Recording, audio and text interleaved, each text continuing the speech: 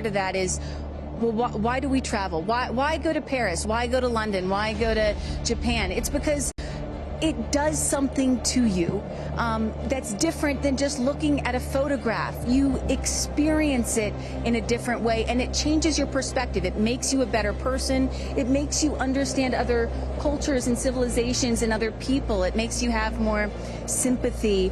And you hear about the overview effect that these astronauts often talk about when they come back to Earth, and that is where you don't see Earth with borders anymore, and you realize that we are all just one. So I'm excited to see what they have to say. And I'm excited. Look, the moment has come here. So Ariane, walk our audience through sort of what happens next as they are approaching.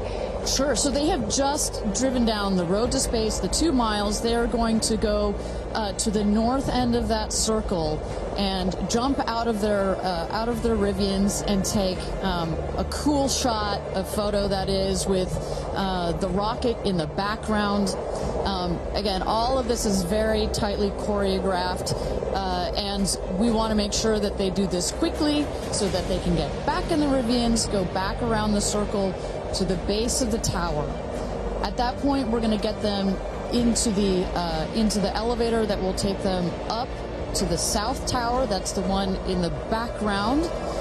They will enter into the safety shelter, where they will spend a couple of minutes there while our crew, the Blue Origin crew that is up on the tower, gives the final thumbs up that they are ready to load the crew into the capsule itself.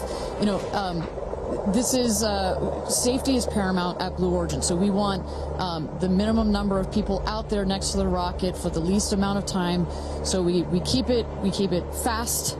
We keep all these procedures tight. But we got to do a quick photo shoot by the rocket. I mean, so good. It's history, you know? We got to capture that moment. And again, for those of you just joining us, this is something that I was not aware of. That beautiful rocket right there, News Trevor, didn't come out until this morning, right? So explain a little bit more for those people that are just tuning in, sort of how the setup works. Sure, that is correct. So at about 2 o'clock this morning Central Time, we rolled the vehicle out there. You see on the truck, with the capsule already what we call mated to the rocket. You'll see here in a moment the rocket, it goes very slowly, just want to make sure we take care of our baby as well.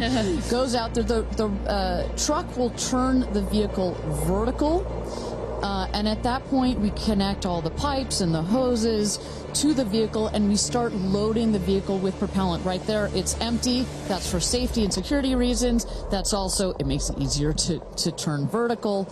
We'll load the vehicle with propellants all the way up to the last moment. We put in there, you heard it earlier in our webcast, liquid hydrogen and liquid oxygen. Those are the two propellants that fire into what we call our BE3 engine, our Blue Engine 3. And our team in Mission Control from that point on has got their eyes glued to their monitors to make sure that the propellants in the tank stay within bounds, within temperature bounds, within pressure bounds. As they make their way here onto, they'll take the elevator, right? They won't take the stairs. That is correct. Yeah. So we just inserted the elevator relatively recently. It makes it a little bit more comfortable as you're going up to the top of the tower.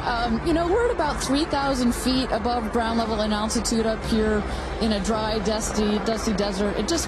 We just want to make it a little bit easier for them. And it's worth noting, too, so the 6 women are headed up. We saw Jeff is with them as well, but also crew member 7. Explain to those at home who crew member 7 is. Right. It's like, well, if you don't mind, I'm going to use a football reference for you, Aaron. And we come, I called you Aaron like your girl. Sorry. Oh, my goodness. We're often confused. Oh, my goodness. So it's like the 12th man in Seattle. This is like the 7th crew member. There's 6 crew members that are going obviously in the capsule. But nobody from Blue Origin will be in the capsule. It'll be the crew member 7 that has been training them. We saw Sarah Knights as the second driver in addition to Jeff Bezos. And then, a little confusing, we've got a second crew member 7 who is going to be on Capcom, or capsule communicator. Today, her name is Laura Stiles.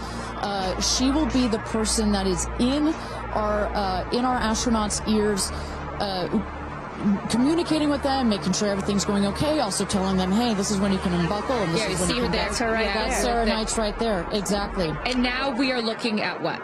So now the crew, as well as you see Jeff Bezos there, have gone into the safety shelter, and we're gonna wait there. You see Sarah Knight on the right.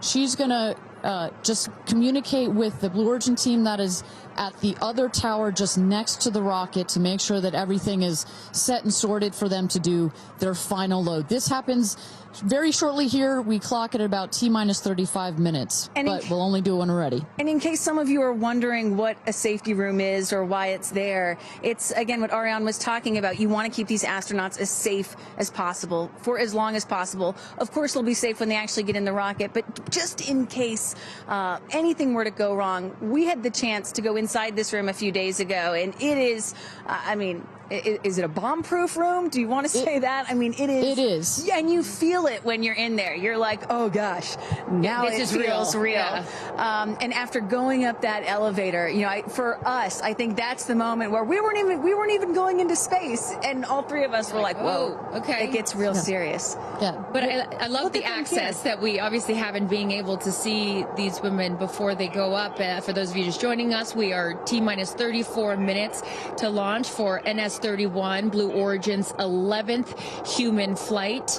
As you can see there, a little live look in as them saying some words before they take off. So I know that we had started to expand upon it and then took a shot of the astronauts. So what will they feel? Sort of walk us through the physical part of what they'll experience, Ariane, once they are in the capsule. So once they're in the capsule and they're ready for takeoff, first they'll hear the engine when it ignites. It sounds like a pop. Everybody, listening will also hear that. It sounds like a pop, and the engine roars.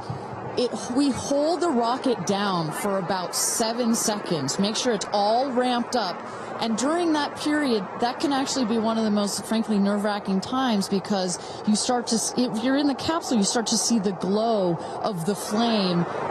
And here they come. Here we go. Loading into the capsule. And the significance here of the bell, and I should note before I have you explain that, each crew names themselves. They have named themselves the 6 taking up space, as each one is ringing a bell.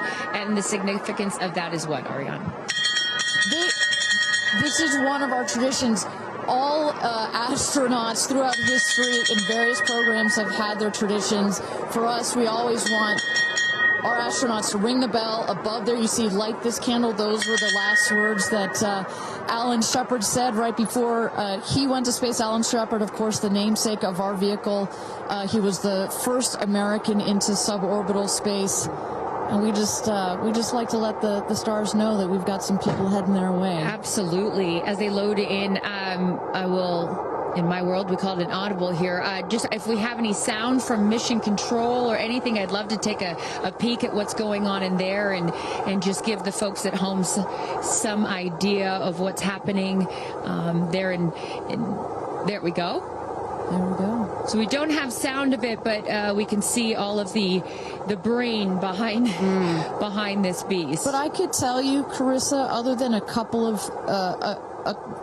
of discussion points on the radio, honestly, it's about this quiet when you're in there. Really?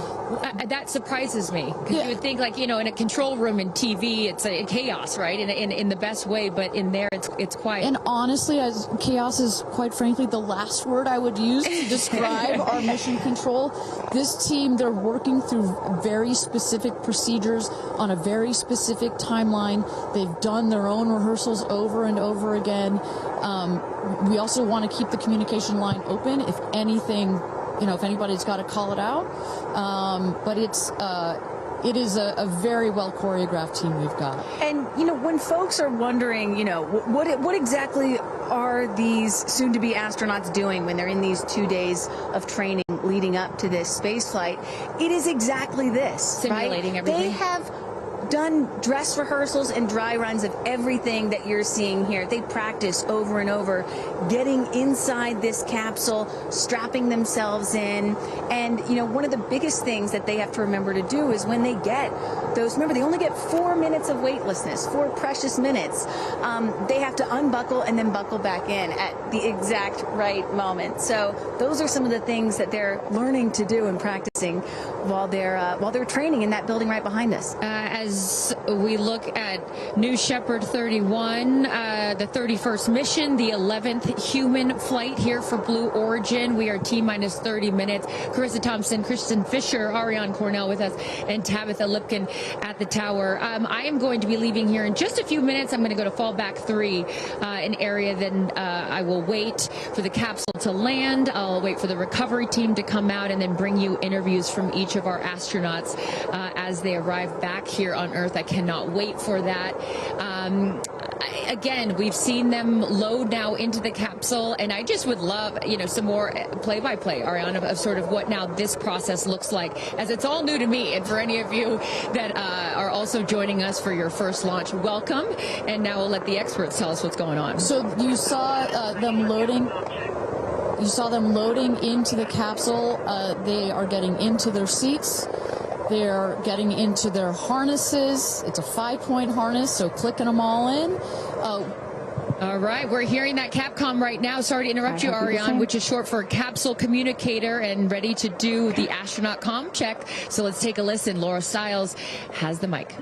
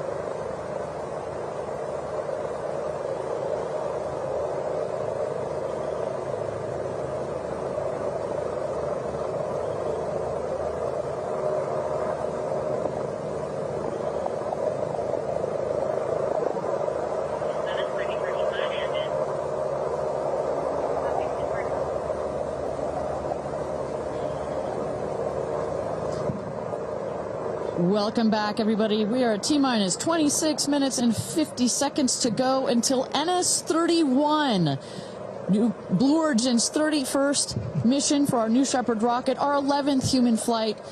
I'm Ariane Cornell here with Kristen Fisher at the desk. Carissa Thompson has left to get into place for her viewing spot for the launch.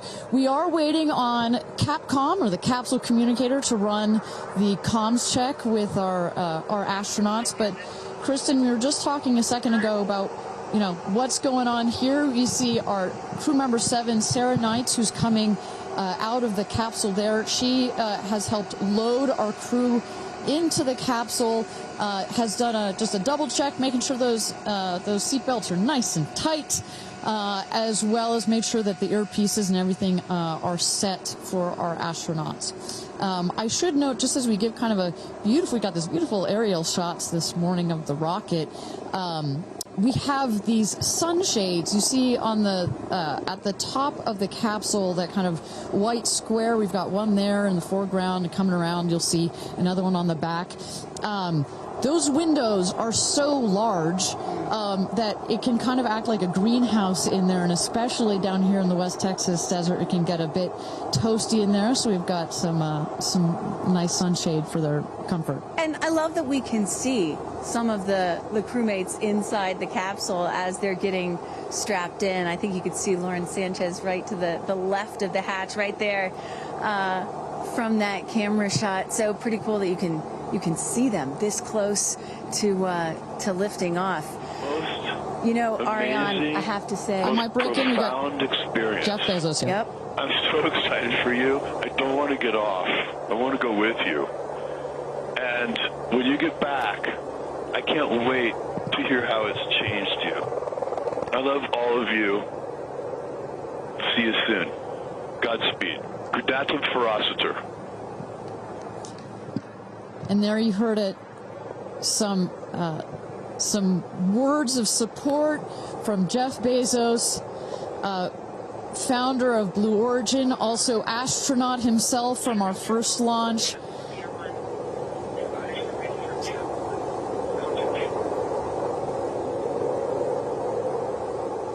So, of course, Lauren Sanchez is Jeff's fiance, one of her supporters.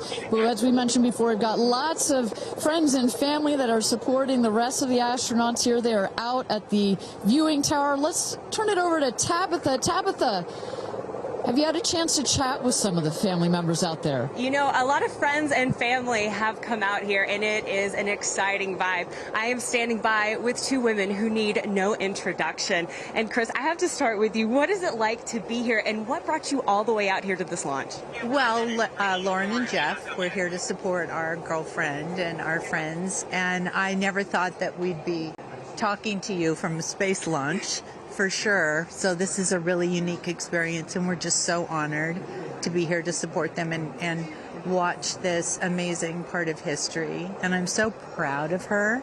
And I just feel like all of the female astronauts that are going to go up today. It's such a big day in history, and it's so empowering, especially my daughter is 7, and just to see something like this. And I mean, somebody said their grandfather was here that's 92, that they didn't even have transportation back then the way that we do now, and now they're going to space. It's pretty amazing. That's Aisha's grandfather, 92, came all the way here. That's where the story, I was like, I heard this story, and you know, he had no airplanes, nothing back in his day. Now he's seeing his granddaughter go into space. That's a beautiful thing. It's really incredible. And how does it feel also to be able to share this with multi-generations within your family? It's really something. It's just Kim keeps writing us because she was supposed to be here with us, and she's studying for law school, so she had a big test that she had to take. Again, something I'm very proud of, but she just keeps calling, going, I have such FOMO, tell me every minute of it. So it's very inspirational, and just super proud of the girls, every one of them. And it's a very brave thing to do, and I think it also just says something, like Chloe said, to my 13 grandchildren. Yeah. And what can you say to that too, for your children? Oh, I just think it's really whatever you dream of is in our reach, especially in today's day and age. And dream big, wish for the stars, and one day you can maybe be amongst them. That's so beautiful. And just before I send it back, any last messages to the astronauts before they take off? I think just great luck. Be present. I mean, I'm so excited. I love the messaging that we keep receiving from the staff here at Blue Origin is don't film it through your phones, look through your eyes, be as present as possible. They will supply all the content that we need and to give to our families, but I love just being in the moment. Yeah, same. And we're gonna excited. Yeah, we're so excited. We're going to be in the moment too here. We're going to send it back to you guys at the desk, and we're going to start watching. Love you, ladies. Good luck. Bye. we had no idea that Chris and Chloe were going to be here, and we're about to be interviewed by Tabitha. So that was a nice little treat. They sure looked the part, you know. Oh, they're ready for their day out here in Texas. I love it. Yeah, and you know, for those of you watching, we're really in the middle of the desert. We're a solid 2-hour drive from El Paso. And as you were saying yesterday, Ariane, you know, you really get the sense like you start in El Paso and the more you get out here, you do start to feel like you're on another planet. I mean, it's got quite a moonscape, Marscape vibe. And our guests that are here today, as we just saw in Chris and Chloe, are dressing the part. Well, so let's bring it back to the real stars of the show, our astronauts. And one of our astronauts that we haven't heard from yet is Gayle King. She has obviously a lot of emotions going into this flight. Let's hear what she has to say from this interview with Tabitha Limkin just a couple of days ago. When I made the decision to come, there were only 3 people whose opinion matters to me the most. Favorite daughter Kirby, favorite son Will, and Oprah. That's my kitchen cabinet. And all of them said, I think you should do it. All of them, much to my surprise, including Oprah. I really thought she was going to say, nope, I don't think you should do it. And she was like, do it. She said, I really think you should do it because you've been talking about it.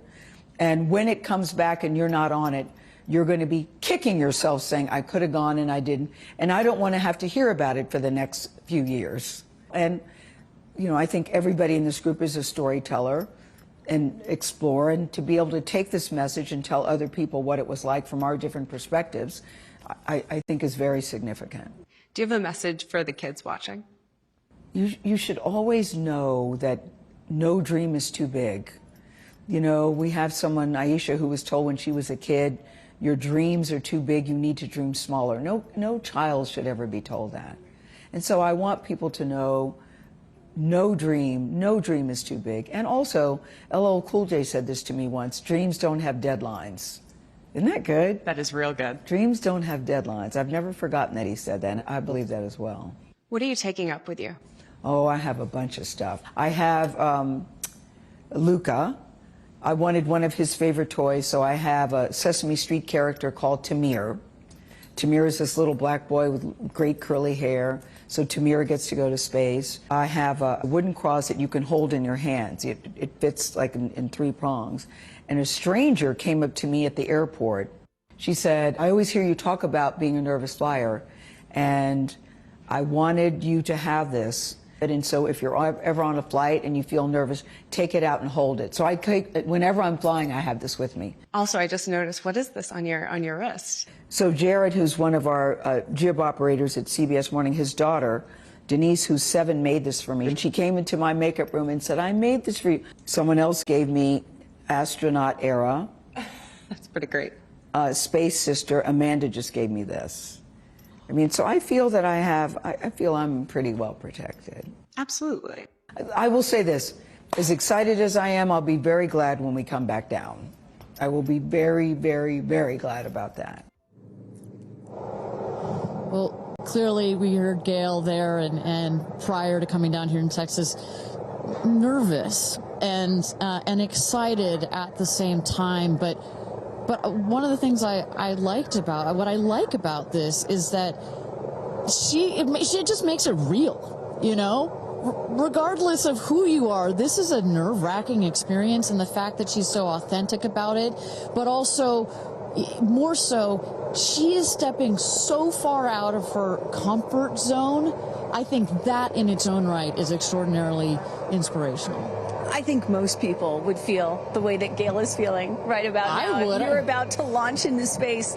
You know, one of the things that I find so refreshing is that, you know, back in the early days of human spaceflight, you had the Mercury astronauts, and they were all white male military test pilots, and they all had to have the right stuff. You could never talk about nerves or being nervous or your feelings or stuff like that. That was the wrong stuff. But now, in 2025, it is the right stuff to be like Gayle King and talk about those concerns and fears and excitement that you have before launching into space like that. And that really shows you just how much the human spaceflight experience has changed over the last half century. or so. And that really is what today is all about. I know there are some people watching this or who have heard about this who are thinking, why should I care about people going into space, you know? Katy Perry, a famous pop star, why should I care about that? And the reason is, it's missions like this that really begin the process of opening up space to everyone, for all of humanity. That's what today is about. And I think we have to, it's not just about today. Today is very, very important, but I think also one of the reasons that I love working at Blue Origin is we think in very long time scales, right? I honestly feel like I'm working at a company that will be here in at least 100 years. And that's how we think about spaceflight. Oh my gosh, look at that cute little kid. She is ready to go to space too. Aww. I absolutely adore that. But we need to be here precisely for kids like that. You cannot, I'm a firm believer that you cannot be it if you can't see it. And that's what this flight is for. It's about inspiring women. Oh, look, talk about inspirational women. Several female astronauts in that group right there. How many astronauts do we have there? I see it. 4 or 5? At least 4 or 5 and counting. It's a tight group that's only going to get bigger of those female astronauts there. You see Kelly Girardi and Cyan Proctor. I see Emily Calandrelli, Sarisha Bandla. I mean, just an incredible group of women that have gone to space already. And after today, in just 15 minutes, we are going to be adding 6 more to that group. It's getting close, Ariane. It is getting close. So with that. Thank you again, everybody, for joining us for NS-31, our 11th mission, human spaceflight mission to space here. We are at T-minus 14 minutes and 30 seconds. Just to give you a little bit of a preview of what is to come, at about T-minus 10 minutes, we are going to have the go, no-go poll. We're going to throw it back to mission control audio. And basically what that is we go through each of the important subsystems, and our flight director, shout out to Michelle Christensen, our flight director, our first female flight director at Blue Origin. She's going to lead that poll, and we're going to go to each one of the groups and say, are you ready to go for this flight? Is your subsystem ready to go for this flight or not? And they will go around the room, and with the final go, no go, it will be game time here in West Texas for this launch. Look at that. Now, this child is a little younger than you were when your parents went to space. A little bit older. Oh, excuse me, a little older, yeah, because I was just 15 months old when my mom flew in space. And, I think about what it must have been like for her to be a first-time mom and training for her first space flight all in 1 year. And she was a part of NASA's original first 6 women astronauts alongside Sally Ride. Of course, it took them, those first 6 female NASA astronauts, 2.5 years for all of them to fly into space. Now, today, Blue Origin is going to send 6 women into space in a single day. I mean, that's pretty cool right there. Incredible perspective. Also, was your mom just 6 months? You were just 6 months old when she started training? She was assigned to her first space flight when she was 8 months pregnant with me. Can you imagine? God, I have a 6-month-old. I can barely fly down to West Texas from Seattle. She gave birth to me on a Friday and was back in the astronaut office on Monday. I don't recommend doing that. As a mom of 2 myself, you're a mom of 2, I probably wouldn't do that. But respect. She did, Respect, that's huge. But I've asked her, I'm like, why did you do that? And she said, because I felt I had to prove something. I felt that I had to, pave a trail for women to come. And so as I'm sitting here today, I'm thinking a lot about what she did, the sacrifices she made to make what's happening today. Again, it's not normal. Human spaceflight will never be normal or routine, but this is the beginning of making this kind of travel. We got 4 moms on board, a grandmother, making these types of people going into space very routine. Now, talking a little bit about that, getting back a little bit into the flight profile and what they're going to feel as part of this now routine flight. So The 6 astronauts are currently in the capsule right now, all strapped in, ready to go. Their audio is working. We are waiting for the T-10 here for the go no go poll. At T-0, you guys are going to, all of us will hear the pop. That's the ignition of the BE-3 engine.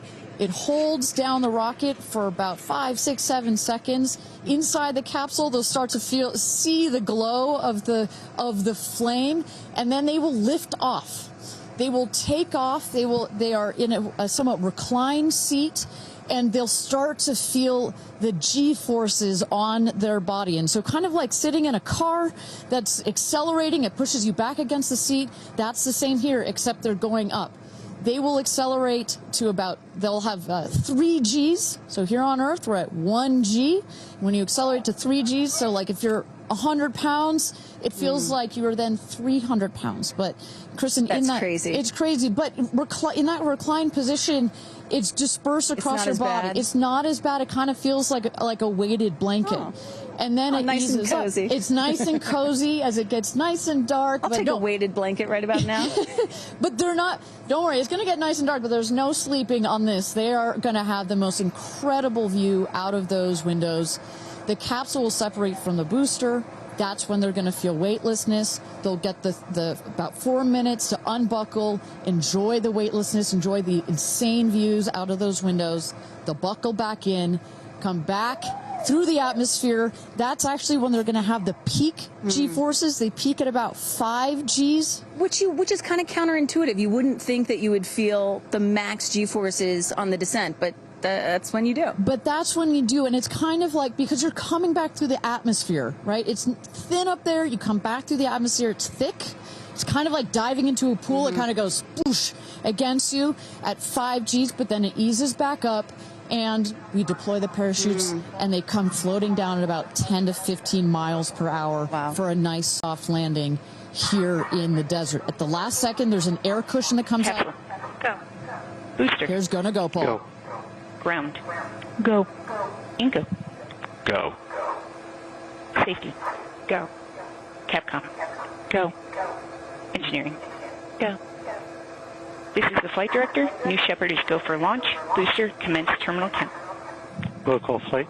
Yeah, baby. Go for launch. My favorite words. It's getting real. T-minus 8 minutes and 51 seconds. Until our 11th human space flight, the first all-female crew flight to space.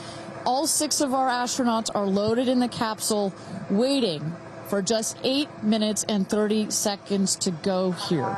Now, Kristen, we just kind of walked through the flight profile, what it's going to feel like for our astronauts. Oh, we got Carissa up on the tower to chat with more friends and family. Carissa, who you got out there?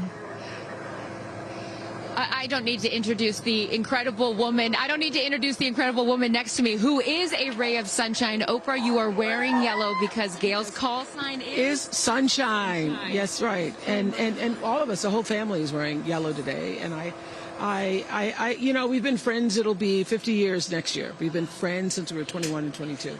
And I have never been more proud of my friend than today. Never been more proud, because this is bigger than just going to space. I mean, I think for her, who anytime we're on a flight, she's in anybody's lap if there's the slightest bit of turbulence, has like real anxiety flying, and this is overcoming a wall of fear, a barrier. It's I think it's going to be cathartic in so many ways for her. She told us that she was surprised that you told her to do it. Why did you want her to do this? Because I think life is about continuing to grow into the best of yourself and the fullest expression of yourself. And I think that this is one of the most fullest expressions you can possibly have. And I know that I felt deeply that she would regret it. And I didn't want to hear about it for the next 15 years. I wish I had gone, you know. And I said, there's only one time that all the women are going up for the first time. You know, there will be other trips, but there's only one first time. Incredible. So to be a pioneer is great. What was the last conversation you had with her? I said, peace be still. Hold the God's unchanging hand. He's got your back. That's it. That's it. I know that as we're counting down here, we're getting excited for that go for launch moment. How are you feeling as her best friend? I feel so calm. I don't think I've ever been more calm because I think it's already done. Once she said yes, once she committed to yes, and Lord, did we all hear, should I do it? Should I do it? Since Thanksgiving, we've been talking about it. And so once she finally said yes, I was like, okay, we're going. It's a go. You know what I have loved is her vulnerability, because she's the voice of a lot of us that would be afraid, and she's okay to talk about being afraid. Why has that been so important to show that part? I think, you know, for every woman who's on this flight, it's about fulfilling something within themselves. For Gayle, it's about overcoming this great fear and also stepping into the moment of excitement. And I think, you know, it goes beyond this moment of just going up in space. I think this will be an everlasting experience. I was just thinking this morning, you know, Gayle has been there for me for hundreds of events. I can't even remember them, you know. But you will never forget this day. None of us will ever forget this day. Well, thank you for being here, for her, for us. I mean, this is just, it's a historic day, and it's only fitting that you are here front and center as a ray of sunshine that you are, Miss Oprah. Thank you so much. Thank you so much. No time. You're next, you know. I'll send it back to you, Ariane. Thanks, Carissa. Wow, to see Oprah down here. No, I'm not besties with Oprah, not yet anyway, but if Oprah told me to do anything, I would do it. I don't think Gayle had a choice after Oprah said, girl, you got to do this. She had to do it. Ariane, we are under T-minus 5 minutes until these ladies hopefully launch into space. And, you know, you were just talking about what these women are going to feel when they launch. But let me tell y'all watching what we may hear, because we have one of the most famous singers on the planet on board, and there is a chance that we will get to hear the audio inside and hear what these soon-to-be astronauts are saying and possibly singing while they're weightless. So I can't wait for that moment. I'm also hoping she comes down to Earth and does like either a Fireworks Part 2 or E.T. Part 2.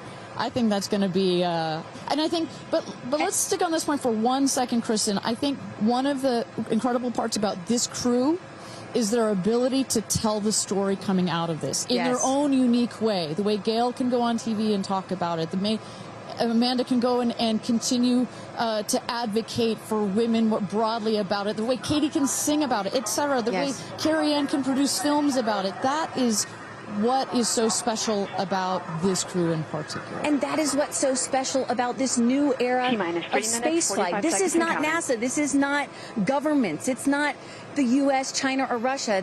This is the commercial era. These are private companies, and this is Blue Origin sending the first all-female crew into space since 1963. And this is all going to happen so fast in just a few minutes, about 10 or 11 minutes from launch to landing. And don't worry, guys, I did the math. In case you're wondering, total duration of this mission is just about 3 Katy Perry fireworks songs. So play that song 3 times. That's how long this mission's going to be. Fantastic. Well, so at T-minus 3 minutes to go until our 31st launch of New Shepard, our 11th human space flight. Just to tell you what's coming up here. At T-minus 2 minutes, we send the show over to the vehicle. It goes into autonomous mode. Command engine controller ready to start. We have our team, of course, in mission control that have their eyes glued to the screen there. There you goes, mission control, quiet and intense. There's one of our crew member 7's capsule communicator, Laura Stiles. She is communicating in the ear of our capsule, in the ears of our astronauts. But what we're going to see in the last 2 minutes, you'll see the fins at the base of the rocket gimbal or just move back and forth. We want to make sure they've got free range. At the base there, you see the nozzle, the engine peeking out. The engine as well is going to gimbal, going to move. Both in conjunction together, those two systems. Propellant tanks to flight pressures.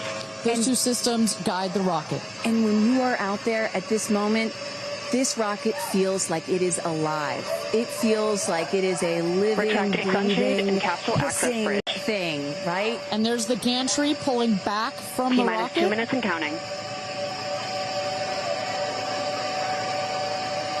Transition to onboard hydraulic pumps.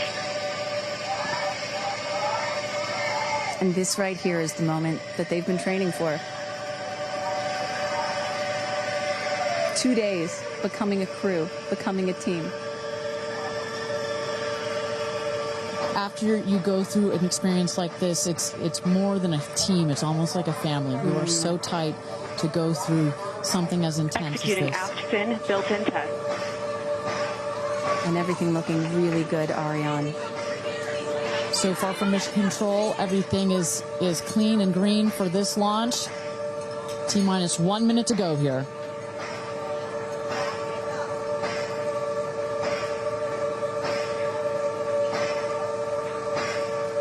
Engine thrust vector control built-in test in work. Vehicle is now on internal power. So in a moment here, we'll see those, what they call the bit checks, the built-in test checks. As you mentioned, Kristen, inside the capsule, you know, as you said, this is like a bridled beast. This thing wants to take off. Switch to onboard helium. Here we go. Good luck and Godspeed, ladies. We're cheering you on from Let's planet launch Earth. this Thrust rocket. termination system is armed. T-minus 22 seconds and counting.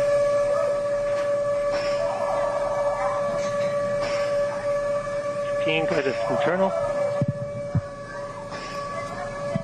T-minus 10, 9, 8, 7, 6, 5, 4, command engine start, 2, 1, ignition.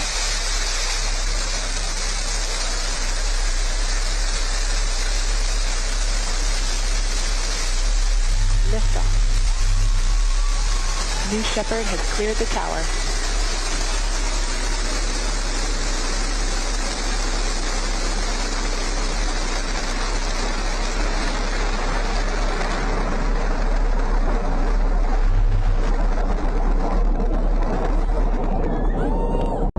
Flight.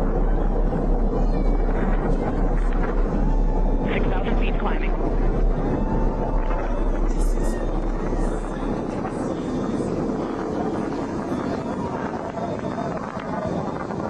Begin throttle down for Q limiting. Engine response looks good.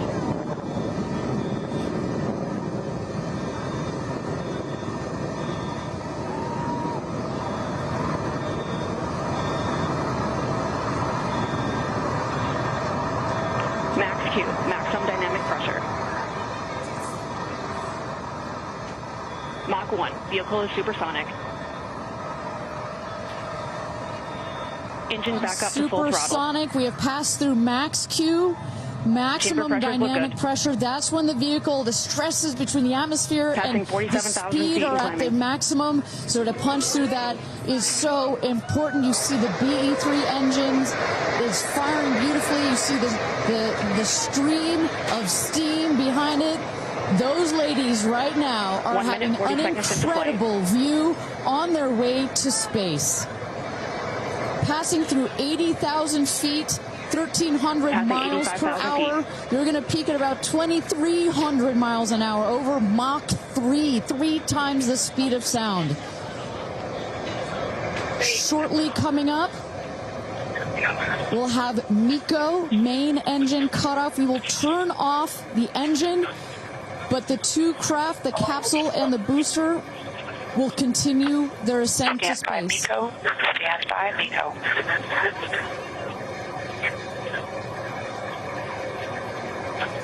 And there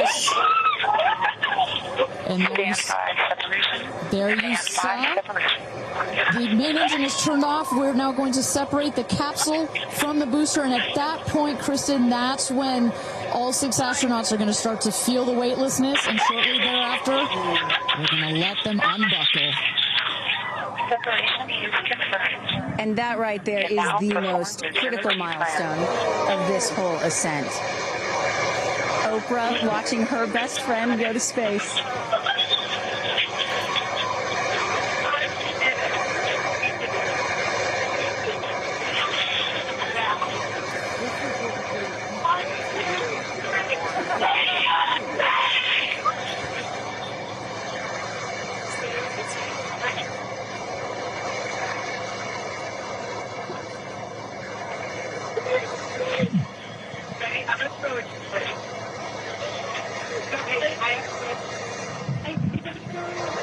And the two craft is separated. Put it up there. Put it up there. 328,000 feet, 100 kilometers. Welcome to space, ladies, or shall I say, astronauts. Oh, the moon! You guys, I have to tell you, look at the moon. Look. Oh, my God. Oh, my God. Oh, my goddess. That's our pink moon. I love you, Jeff Bezos. And just in case it wasn't clear, So much. those are the astronauts. Those are their voices that you're hearing. And there, they have hit apogee, the highest point in flight, well over 345,000 feet, well over the Kármán line. Wow.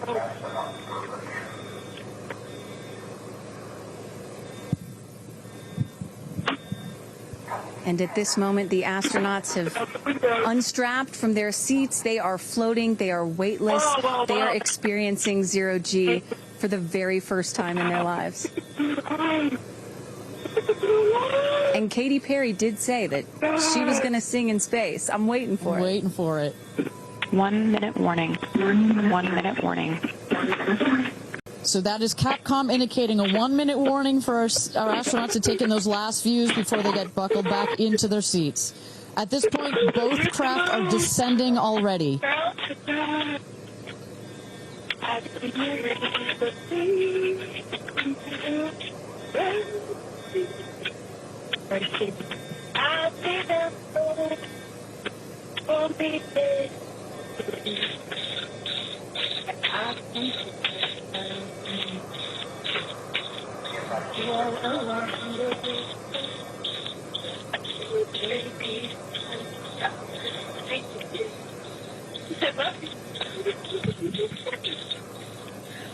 my God, guys,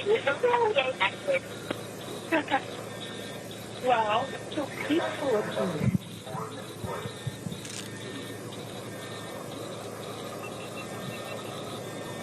And you hear Dragon, report status. Copy, Whip, report status.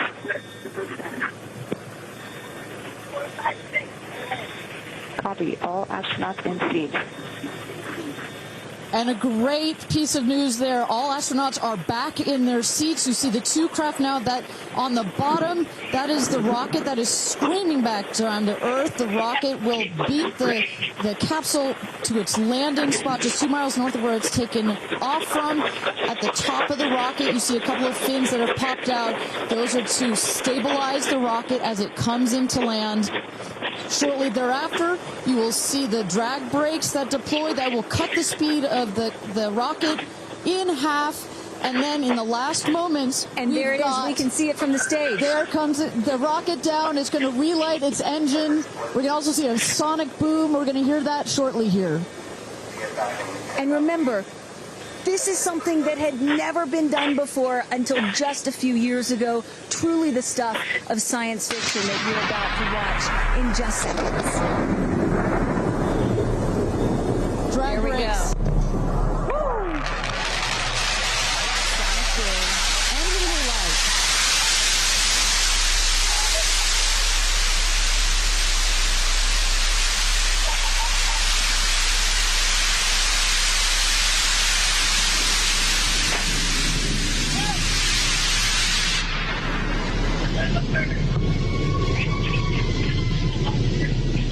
And booster touchdown, welcome home, New Shepard.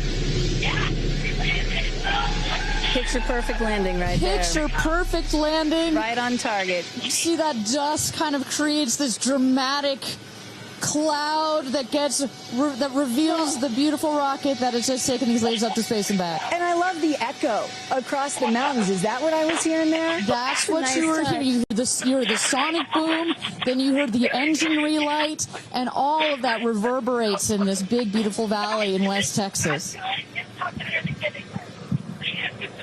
Stand by, folks. Stand by, folks. All right, shortly here, we're waiting to see the drogue parachutes deploy from the crew capsule. Those are like the guide parachutes. There go the drogue parachutes. Just free falling right there until those drogues came out. And then next will be the main parachutes that get pulled out. Hear that screaming inside the capsule? And all 3 parachutes reefing, and they will slowly inflate, slowing the capsule to a nice, smooth 10, 15 miles an hour. They are cruising back home. 3 good parachutes.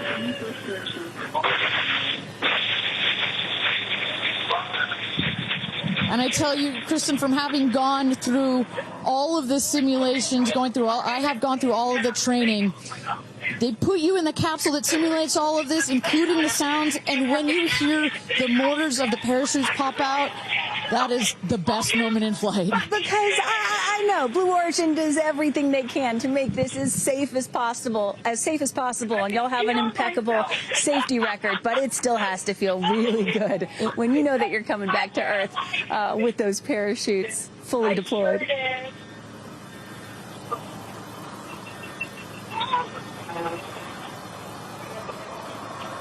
And we can see the capsule just over our shoulder here, going to be landing north and east of the launch pad, coming down softly and beautifully. 500 feet.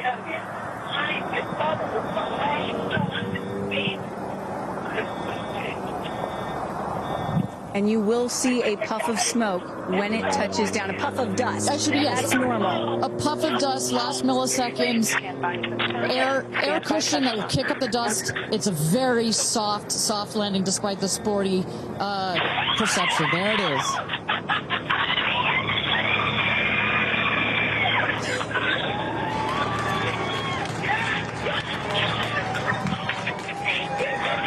Touchdown. Congratulations and welcome back to Earth. Do status check. Double shot. Kristen, just some incredible images there. The capsule. Copy. Welcome back. Heather. Nice. Let's wait for Aisha just a moment here. Make sure they're doing health checks in. Beautiful. Dragon.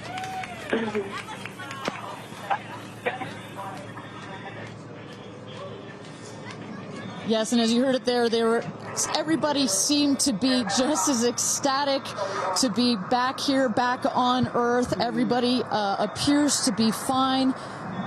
Beautiful shot there of the capsule down in the desert. As we were just saying, it looks like a tough landing, but it is an air cushion in the last milliseconds that just makes it even softer. I will also note the parachutes landed very close to the capsule. That's just an indication that there's not very much wind out here today. A beautiful day for a launch and landing. A beautiful day to add 6 more names to the roster of astronauts that have been over the Kármán line into space. Carissa Thompson, what's the view from your road to recovery in the truck? Oh my goodness, you guys, as I've told you, this is my first launch. So standing out here with family, that moment of watching the rocket, and both incredible emotions, relief, excitement. You saw Oprah's emotion, Orlando Bloom, as I was walking jump in the car to go meet everybody and recover, he was like pretty good. So I can only imagine how these astronauts, now that we can officially deem them astronauts, are going to feel. I can't wait to get their reaction. We are headed out there now. I will check back in with you as soon as I have them. Sounds good, Carissa. And as everybody can see, she is those recovery crews are screaming out there. So we actually send them out as soon as we spot the capsule. And there's little Rose, Katie's daughter, who is just Daisy, excuse me, who is just seeing her mother go to space and come back. I'm sure she cannot wait to say hello. So, but as I was mentioning, the recovery crew is heading out there. We send them out as soon as we can see the crew capsule and spot the crew capsule descending. There will be at least 2 trucks that go out there. What you'll see is they will come around the capsule.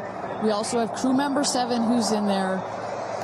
She will run out, go around to each window, make sure that each astronaut is fine, and the recovery crews will safe the capsule before we exit the astronauts. You know, it's hard to pick a favorite moment, right? Launch, landing, it's all good. But the moment coming up might be my absolute favorite, right?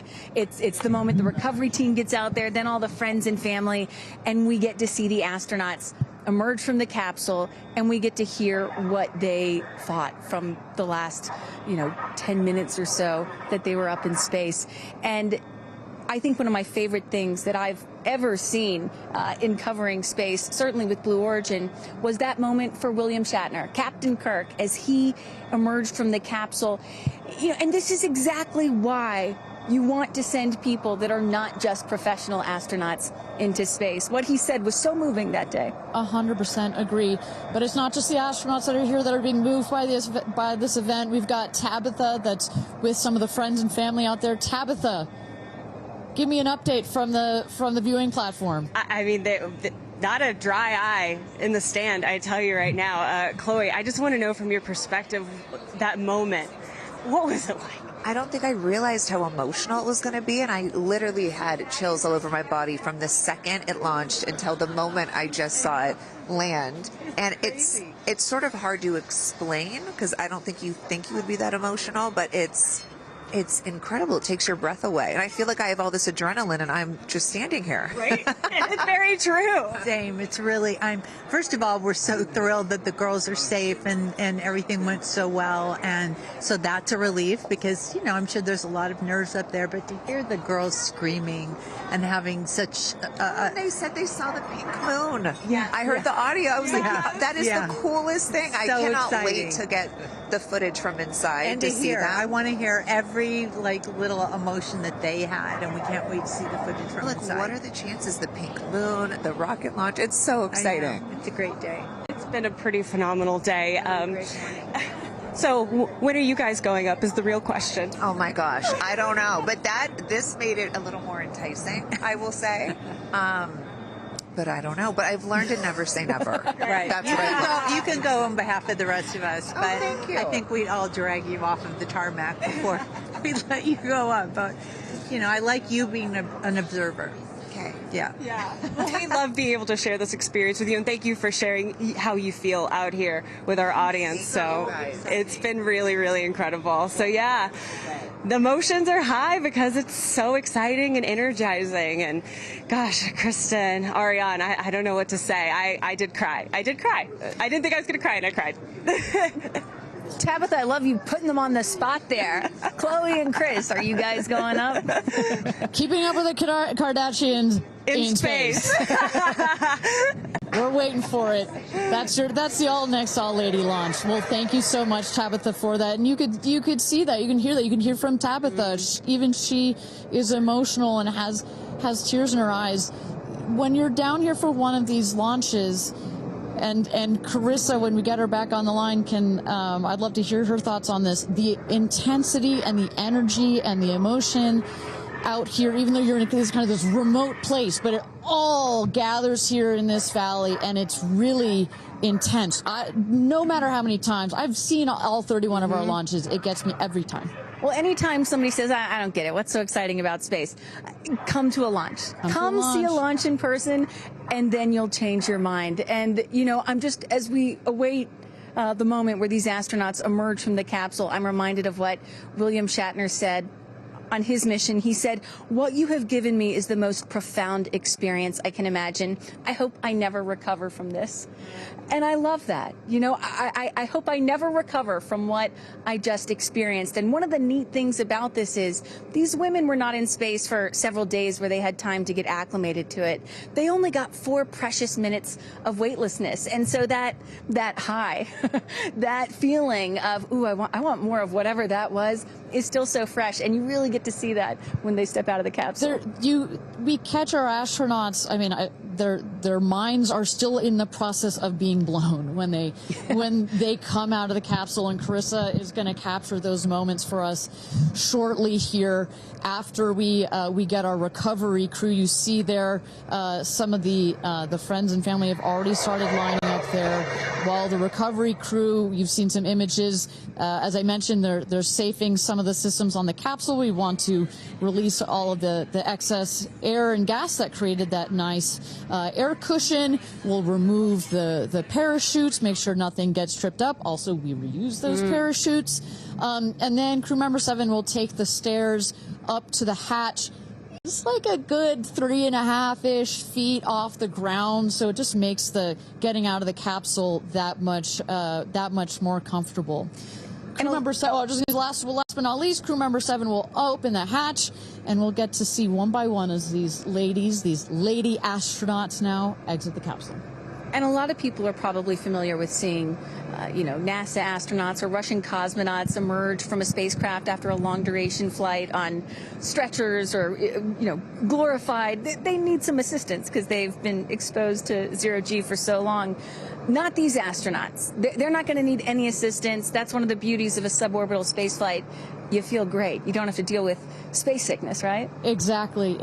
And that's, to that point, this flight, because you're basically going straight up and then over the Kármán line and straight back down, some astronauts, I think you mentioned your mother may have experienced a little sickness up there. You don't in this one because it's just once up and once down. And you get that nice zero-G floating sensation and you buckle back in. You don't have it's not as extreme. So do you have an astronaut that you're looking forward to hearing from the most? It's really hard to pick. Yeah. I have to say I'm a huge Katy Perry fan, so I'd love to see what her feelings are. Also, as a mother, our kids are close in age. What does that feel when you have young children? You saw her get so emotional in her pre-flight interview. Is she still is that still the weighing emotion, or is she still just oh my God, I saw the stars, I saw the curvature of the Earth? What's going to come out of her mouth, but really her heart? And is that Jeff Bezos out there right by the capsule? Kind of hard to see. That is correct. That is Jeff Bezos, our founder, on the left, as well as Sarah Knights, our crew member 7. And I just want to thank our viewers for joining us. NS-31, New Shepard's 31st mission to space, our 11th human space flight. From all parts of this flight, for the booster, for the capsule, for our astronauts, a completely successful flight, one of the smoothest flights we've had so far. And we're now just awaiting the opening of the hatch so we can get some views from our 6 new astronauts. Belts. And I would imagine Lauren Sanchez in seat 1 will be coming out first. That is correct. They'll go. She's in seat 1, which is next to the left, the left window there. She will go first. And then last in number 6 is Kerianne. That is the window on the right. Sky Canyon.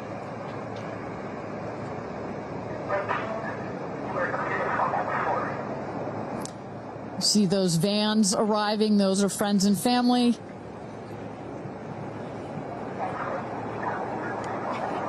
And that's Kerianne looking out the window, in the window to the right there.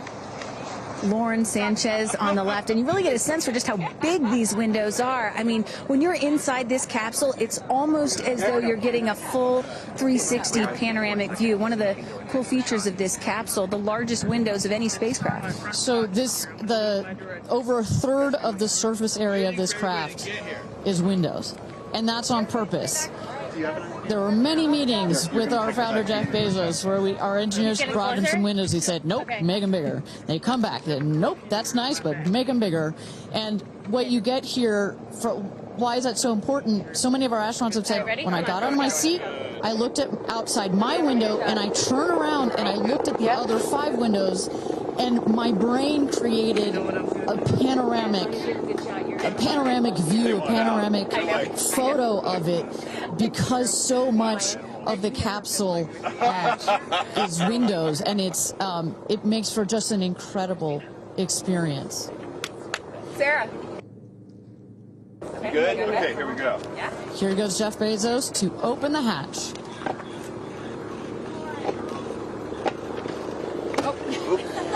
She didn't really close it again. Come on out, guys. Yeah, of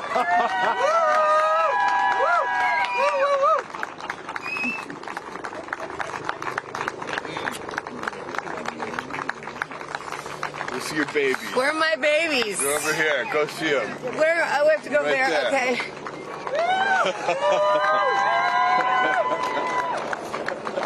Katie! Woo!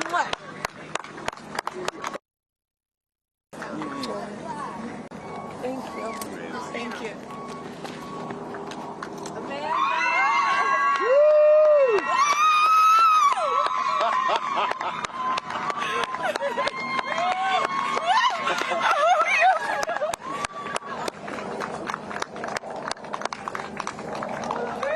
Aisha!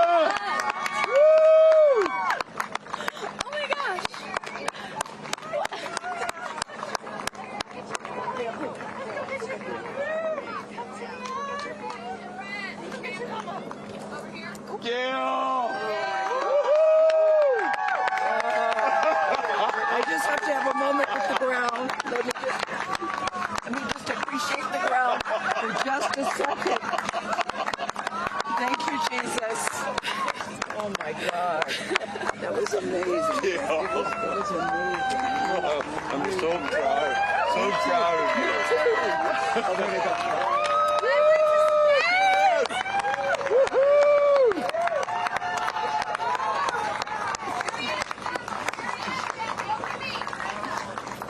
Amazing. I'm so proud of you. Kerianne, we got your people over here. Come right around the bushes here. Come on.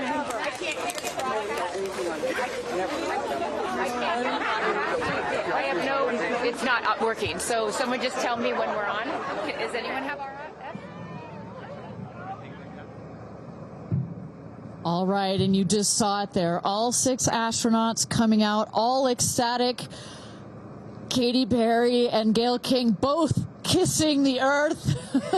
Very happy to be back down here, but clearly ecstatic. I don't know about you, Kristen, but my favorite was Lauren coming out and saying, "Where are my babies?" Oh. And I also loved Katy Perry holding a daisy, I believe, and holding the daisy up to the sky after her daughter Daisy.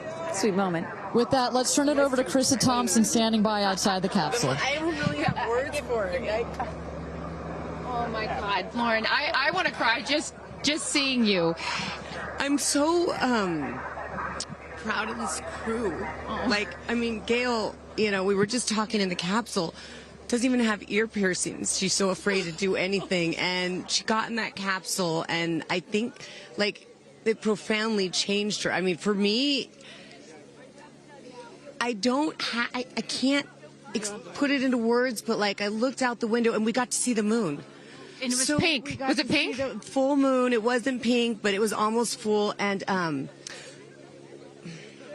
Earth looked so, it was so quiet. It was just quiet. And is it what you expected? No. Better. Yeah. I don't think you can describe it. Because, you know what I was saying? It was like quiet, but then also really alive. And you look at it and you're like, we're all in this together. Like, that's all I could think about is like, we're so connected, more connected than than you realize, because you just see right here, you see like, states and all these things that like divide us, but we're not. And what is your emotion?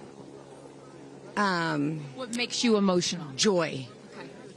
Complete and utter joy and gratefulness. Like, it makes me want to come back and just hug everyone and be like, oh my God, we're in this together. Like, that's what this is. And Jeff had told you that it will change you more than you know, and I know you're only a few minutes removed from the capsule, but I can tell already. Emotional.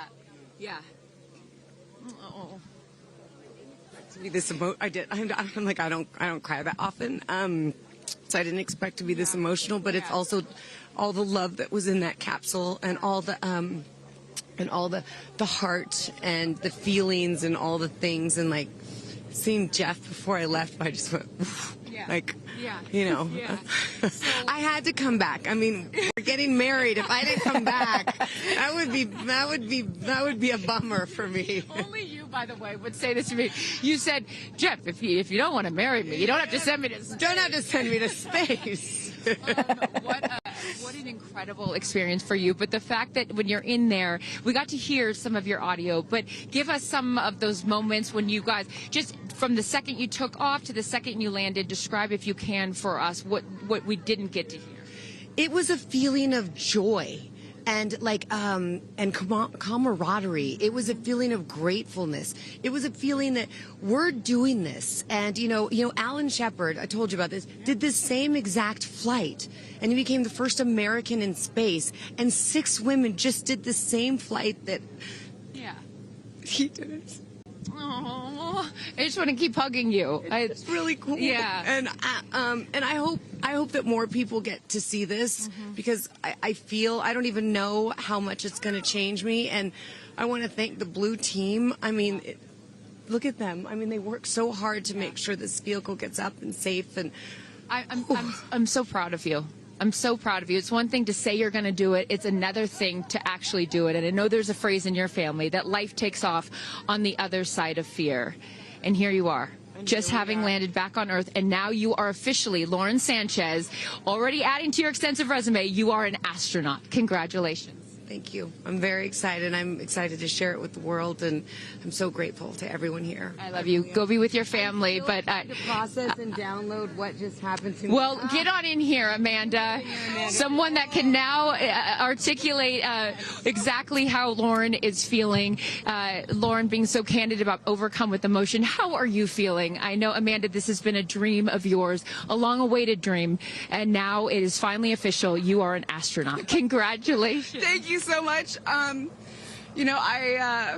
usually have nice words to say, but in this moment, I just want all survivors to know that you can heal. No dream is too wild, and that if it's so wild out there, like going to space, you can absolutely make it through, and it can absolutely be possible. You mentioned to us prior to going up, you said that you needed to go to space to heal. I know you're only a few minutes removed from this incredible experience. Do you feel healed? I had a zero-G indicator that I didn't know if I would bring, and I ended up bringing it. Okay. And explain for the folks at home that don't know what that means, what it is that you're holding. Yes, the zero-G indicator is something all astronauts have that floats once you hit space, lets you know you're there. I brought a promise that I wrote to myself. I've talked about that. And share for what is this right here? Yes, and this one I didn't know if I would bring, but I ended up bringing it and floating it, and it's the hospital band from the day. And I got to honor her today, and I'm so grateful to the thousands of people, the engineers, the scientists, just everyone who has made this a reality. And you also have written here, I know that you had this on your laptop, right? Yes, that's right. This is my zero-G indicator, a promise I made to myself that if I were to pause my astronaut dreams and fight for rights, that one day I would return to her. And it says, never, never give up. Well, those dreams are no longer on hold. You are finally an astronaut. Congratulations. Enjoy this moment with your family, and thank you for sharing it with us. Thank you, Amanda. Kerianne, you said to me yesterday, you said, when I get out of that capsule, I'm going to be an emotional wreck. And I think what I will just say, for anyone that has never had the great privilege of being here, this is my first time at a launch, and it is very emotional. Describe, if you can, how you're feeling. I have almost no words. It was the most incredible experience of my life to be up there and see like such vast darkness in space and look down on our planet. The moon was so beautiful, and that was like, I felt like that was a special gift just for me.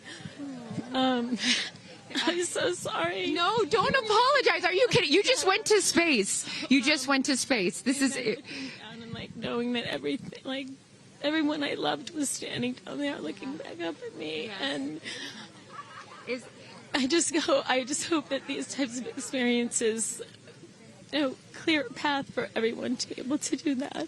You told us a beautiful story about your son when you told him you were going to go to space, and that, get over here so I can hold you, and that he went back to school and he was all excited to tell his friends that his mom was going to space, and they said, your mom can't go to space. Moms don't go to space. Well, guess what?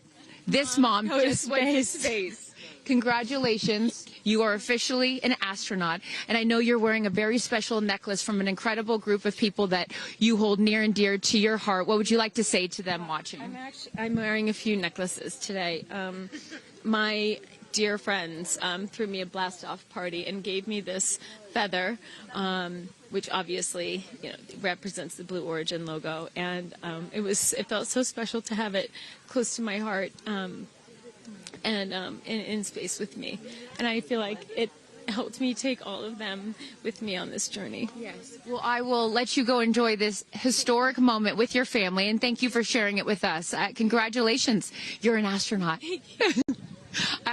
Gayle, get on over. I am so floating. I can't believe it. I cannot believe it. I'm so proud of you. And I know that I speak for the collective, because you have been so honest. You've been so vulnerable. And I spoke to your best friend prior to you taking off, and I asked her why it was so important for you to do this. And she said, she said, so she didn't have to hear you say, I wish I would have done that. That's so true. But now, Gayle King, you are officially an astronaut. How do you feel? I still can't accept that word, but I will say, I can't even believe what I saw. When somebody calls this a ride, this was not a ride.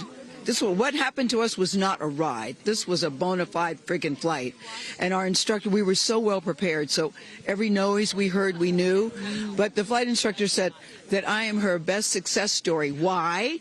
Because she's never had somebody go through the course who's terrified of flying. Everybody who's gone through the course is somebody that it's been a lifelong dream. They wanted to do it. So she said, I'm her best success story. I'm so proud of me right now. I still can't believe it. I still can't believe it. I was just going to say, prior to the launch, you said that you would be so proud of yourself if you went through with this. And you did. What was the best part, Gayle?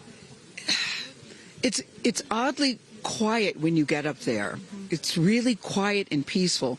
And you look down at the planet and you think, that's where we came from? And to me, it's such a reminder about how we need to do better, be better.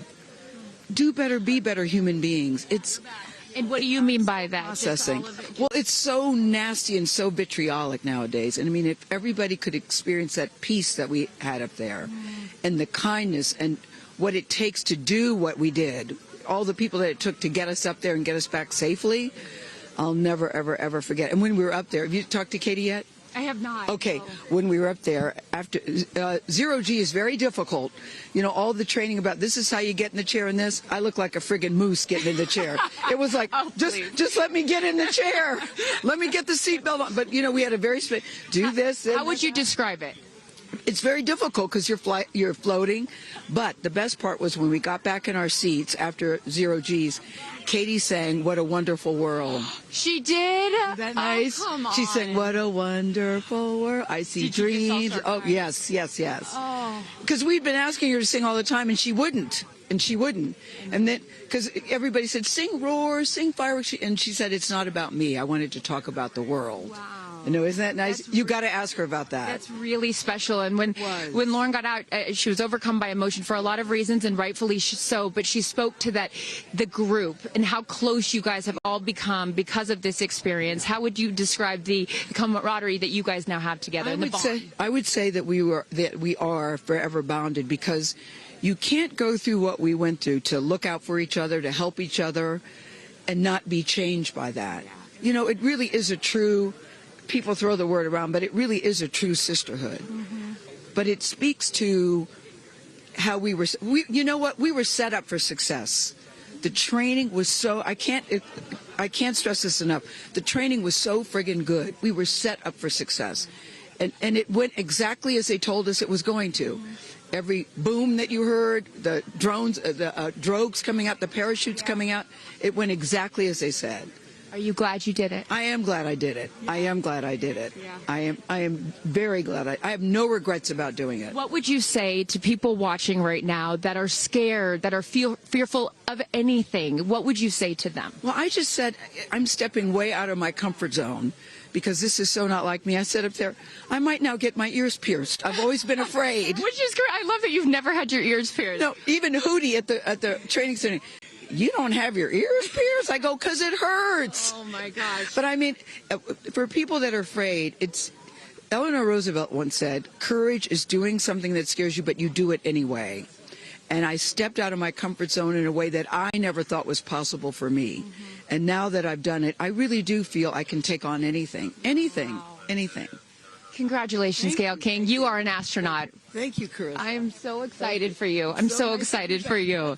And I'm going to go with you to get your ears pierced, because I want to get another hole right here. Go enjoy this with your family. Thank you so, so much. Aisha, oh my goodness. Congratulations. Congratulations. You are officially an astronaut. How do you feel? Also, how do you look perfect after just going to space? I mean, my goodness. I will never be the same. I mean, when you get up there and you see the Earth, and it's so beautiful, and it just fills the screen, and it's not just your window, it's like everybody's window, and there's no boundaries, there's no border, there's just Earth. It's incredible. You know, Gayle is so honest that this wasn't her dream, but this was a dream of yours. How do you feel now that you just achieved it? Like I picked the right dream.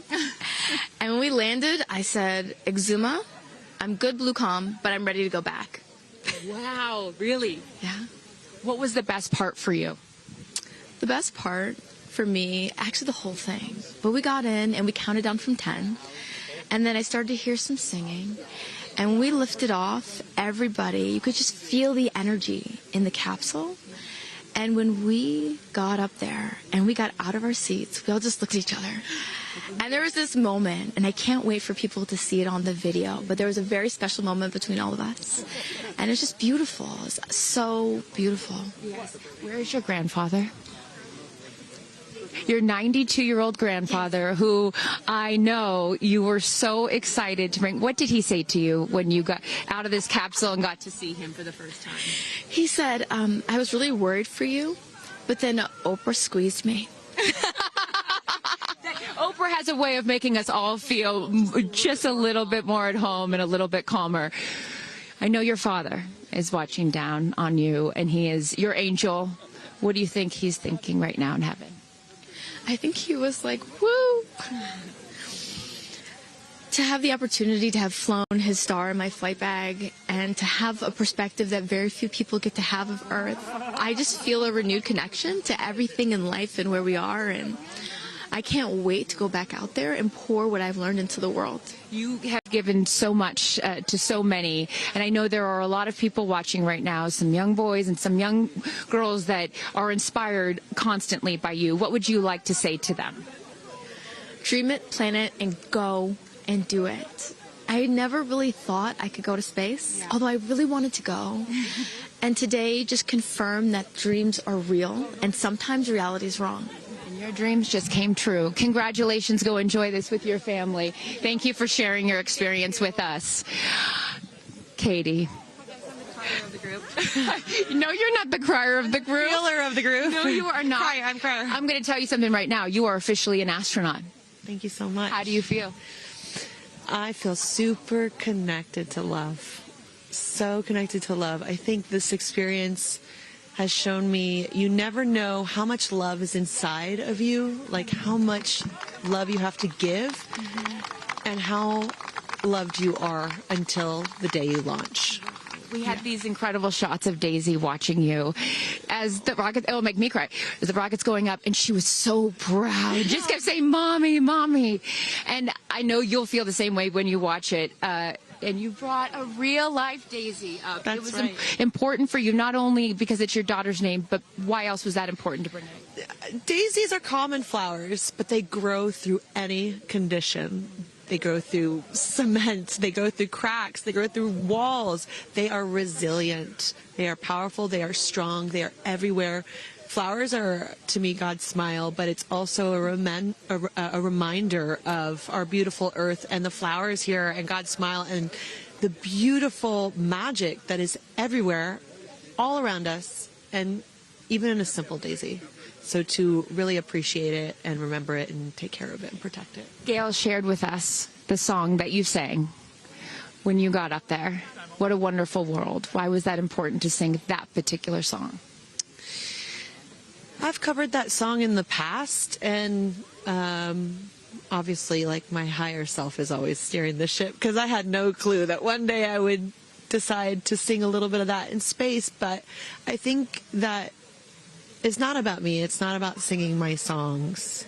It's about a collective energy in there. It's about us. It's about making space for future women and taking up space and belonging. And it's about this wonderful world that we see right out there and appreciating it. This is all for the benefit of Earth. You have done so many incredible things in your life, selling millions of records, selling out stadiums. Where does this experience rate for you? This experience is second to being a mom. Wow. Yeah, that's it. And that's why it was hard for me to go, because that's all my love right there. And I have to surrender and trust that the universe is going to take care of me and protect me, and also my family and my daughter. Because, like, I am full up from being able to get that gift of being a mom. And to go to space is incredible. And I wanted to model courage and worthiness. And fearlessness. You did. You said you wanted to go to space for the fearless women in your life as well, your sister and your mom. Yeah. What was their reaction when you got to see them after you got off the capsule? I have only seen my mom, and I was like, "Are you okay, Mom?" She just knew.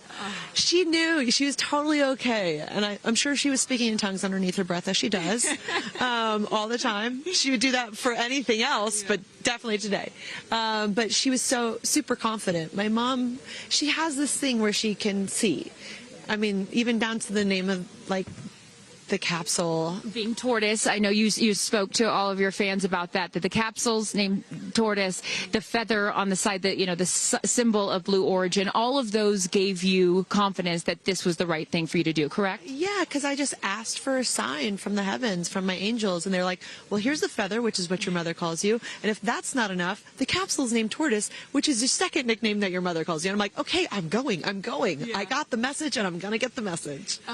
Before I let you get back to your family, I just have to ask you, describe for us, because you're so brilliant at putting, you know, words together and describing moments that we can all appreciate later. How would you describe the moment when you took off and then the moment you landed? The moment, I mean, it is the highest high, and it is surrender to the unknown, trust, and this whole journey is not just about going to space. It's the training, it's the team, it's the whole thing. I couldn't recommend this experience more. This is like up there with all the, you know, different tools that I've learned in my life, from meditation to the Hoffman process. This is up there because what you're doing is you're like really finding the love for yourself, because you got to trust in yourself on this journey, and then you're feeling the love when you come down, for sure, and you're feeling that strength. So I feel really connected to that strong divine feminine right now. By the way, you're such a badass. I love that the month of April, you're like, I'm going to space and I'm launching my tour. I mean, it's really incredible. Now I know I'm asking this question for your fans. Will you write a song about this experience? Oh, for sure, 100%. And not only that, I got to reveal my set list for the tour on a butterfly. How apropos. Incredible. Just flying in space. I don't know if anyone's ever in space. I don't know if anyone's ever done that before, so I'll just There's a lot of things that you have done first. You are now officially an astronaut, and let me just tell you, on behalf of everyone here at Blue Origin, our webcast, and everyone, all of these individuals that put this incredible thing on, congratulations. Thank you so much. Thank you for sharing your experience. Is it a 10 out of 10? That's my review. 10 out of 10. You There's definitely no go for it. 10 out of 10. Thank you, Katie. Congratulations. All right, you guys, so many fun moments that we'll continue to see as we get the footage. But I'm going to send it back to you and let these incredible astronauts enjoy their time with their friends and family. Thank you so much, Carissa. Wow. Kristen, I mean, 6 inspirational women in their own right, eloquent. I could not be that eloquent coming down from space. You know, you heard Katy Perry saying 10 out of 10, but number 2 experience only to being a mother. What were some of your takeaways from what we just heard? You know, Gayle King used the word sisterhood. I'm feeling the sisterhood today. First all-female crew to space since 1963, and that was a solo mission, Valentina Tereshkova. And I'm with an all-female broadcast team here at Cheers, Launch sister. Site 1 in Blue Origin. Ariane, it has been a complete honor to work alongside you.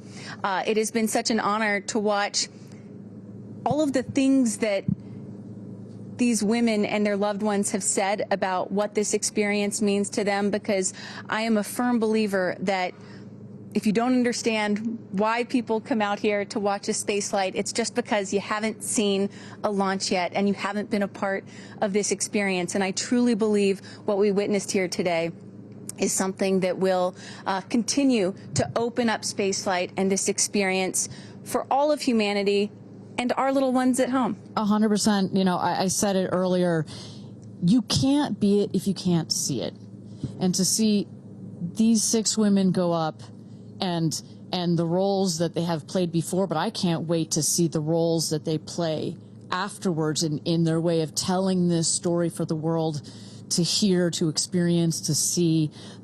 This is just the beginning. So I want to give a shout out to them, because as you saw, that is coming out of your comfort zone, whether you wanted to go to space or you're like Gayle and you didn't anticipate it. Thank you for trusting yourselves and to their families and trusting their loved ones with Blue Origin. We are very proud to do that. I'm so proud of Gayle King, too. I wonder if she's still afraid to fly on airplanes after flying to space. Have we cured her of her fear of flying? I don't know. We've cured her for getting your ears pierced. So there like, we go. Baby We'll take steps. that one. Let's start with that one after this not so baby step.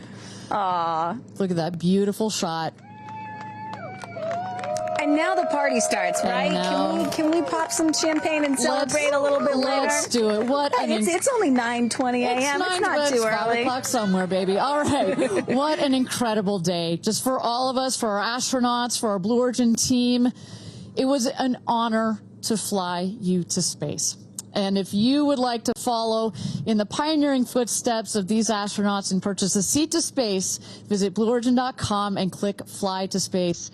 Your own journey to visit the Kármán line is much closer than you think. If you'd also like to purchase a mission patch to commemorate today's launch, head to Blue Origin shop for patches and much, much more. For Kristen, Carissa, and Tabitha, I'm Ariane Cornell. Thank you so much for joining us. And until our next launch, Gradatum Ferociter.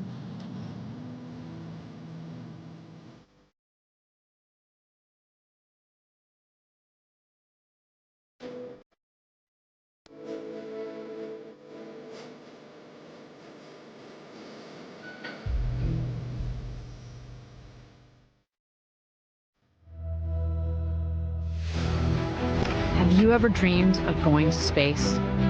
A once-in-a-lifetime journey is closer than you think. To book your flight, visit blueorigin.com and click Fly to Space. Tell us as much as you can about yourself. Once we receive your inquiry, our team will reach out to guide you through your journey. It's your time to join the new generation of astronauts.